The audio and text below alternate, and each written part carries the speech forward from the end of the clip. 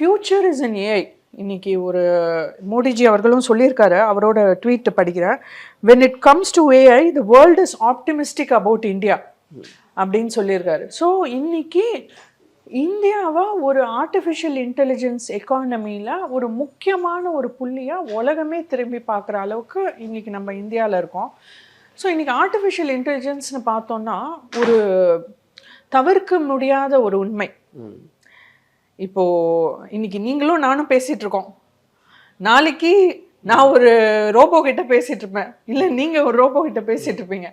அந்த மாதிரி நம்ம வந்து மனுஷங்களோட பேசுறதை விட ஹியூமனாய்டு ரோபோ அப்படின்றாங்க, மனுஷன் மாதிரியே உருவா இருக்கிற ஒரு ஏஐ ரோபோ, அது வந்து ஜாஸ்தி ஆகிடும்.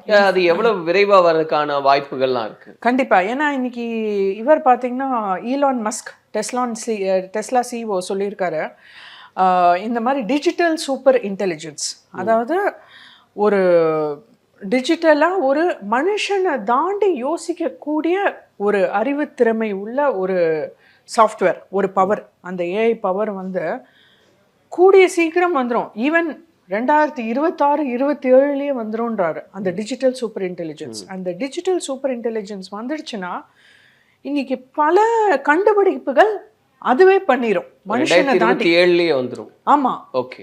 ஸோ இன்றைக்கி பார்த்தீங்கன்னா அவர் சொல்கிறாரு ஒர்க் வில் பி ஆப்ஷனல், அதாவது வேலைன்றது ஒரு சாய்ஸ் ஆகிடும் அப்படின்றாரு. ஏன்னா இன்னைக்கு பார்த்தீங்கன்னா உலகம் முழுக்க ஏஐனாலே நிறைய பேர் என்ன நினைக்கிறாங்க, சாட் ஜிபிடி அதுதான் ஏஐன்னு நினைக்கிறாங்க.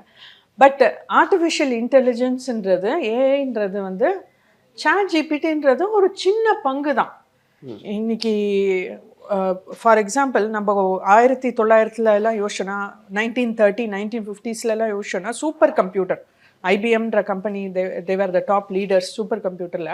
அதாவது ஒரு ரூம் ஃபுல்லாக கம்ப்யூட்டர் வச்சுருப்பாங்க, ஒரு ரூம் ஃபுல்லாக ஒரு கம்ப்யூட்டர், ரூமாக கம்ப்யூட்டர் வச்சு போனது. கம்ப்யூட்டர் வந்து 6 அடி உயரம், ஒரு பல ரூம்களில் அடுக்கி வச்சுருப்பாங்க, ரேக் கம்ப்யூட்டர்ஸ்னு சொல்லுவாங்க.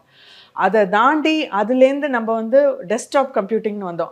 அந்த பவரை அப்படியே ஒரு டேபிள் மேலே வைக்கிற மாதிரி லேப்டாப் அளவுக்கு வந்தோம். அடுத்து பார்த்திங்கன்னா ஒரு மொபைல் ஃபோன், அந்த பவரை வந்து ஒரு மொபைல் ஃபோனில் கொண்டு வந்தோம். இப்போ பார்த்திங்கன்னா இதை விட தாண்டி நெக்ஸ்ட் ஜெனரேஷன் ஏஐன்றது வந்து இதை தாண்டி அடுத்து வர ஒரு புதிய வரலாற்று படைக்கக்கூடிய ஒரு விஷயம். ஏன்னா இன்னைக்கு என்ன சொல்கிறாங்கன்னா, இன்னும் கொஞ்சம் வருஷத்தில் உலகத்தில் இருக்கிற ஒரு 1% குறைவான யோசனை தான் ஆக்சுவலாக மனுஷங்க கிட்டேருந்து வரும்.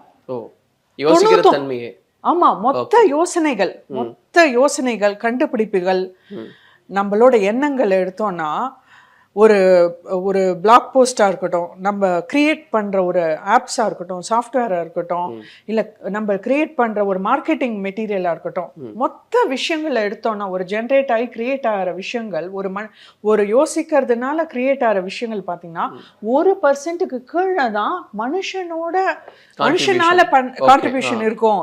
மீதி எல்லாம் ஏஐ பண்ணிரும்.